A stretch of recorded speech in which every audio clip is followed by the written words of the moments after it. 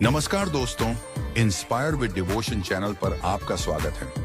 आज हम बात करेंगे तुलसी विवाह के महत्व के बारे में और क्यों यह पर्व हमारे जीवन में इतना खास है। तुलसी विवाह हिंदू धर्म में एक विशेष पर्व है जो भगवान विष्णु और देवी तुलसी के मिलन का प्रतीक माना जाता है। यह दिन हमारे जीवन में समृद्धि और सुख शांति लाने के लिए महत्वपूर्ण है। तुलसी विवाह का आयोजन कार्तिक माह के शुक्ल पक्ष की द्वादशी तिथि को होता है। यह दिन भगवान विष्णु के शालिग्राम रूप और देवी तुलसी के विवाह का दिन होता है। तुलसी को हिंदू धर्म में अत्यधिक पूज्य माना जाता है और इसे माता लक्ष्मी का स्वरूप माना जाता है। तुलसी के पत्ते का उपयोग भगवान विष्णु की पूजा में किया जाता है।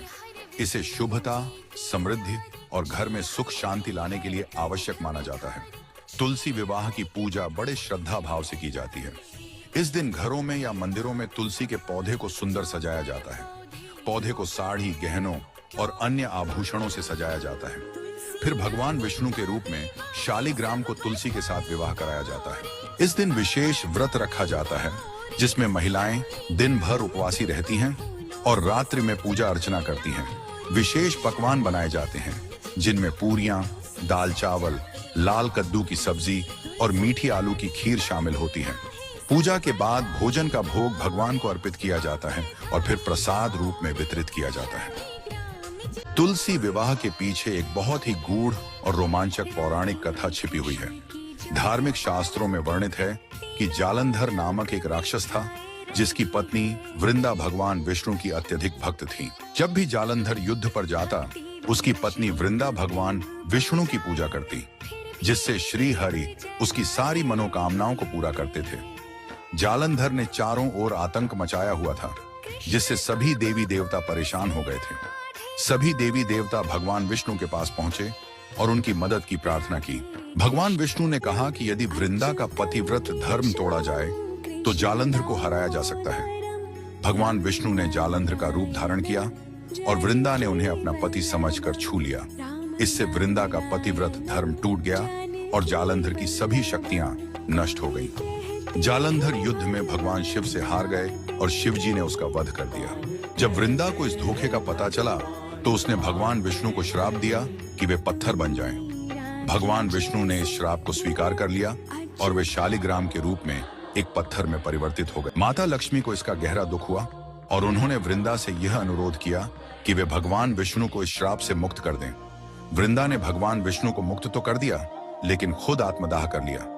जहां वृंदा भस्म हुई वहीं एक पौधा उगाया जिसे भगवान विष्णु ने तुलसी का नाम दिया। भगवान विष्णु ने इस पौधे को लेकर कहा कि उनका शालिग्राम स्वरूप तुलसी के साथ पूजा जाएगा।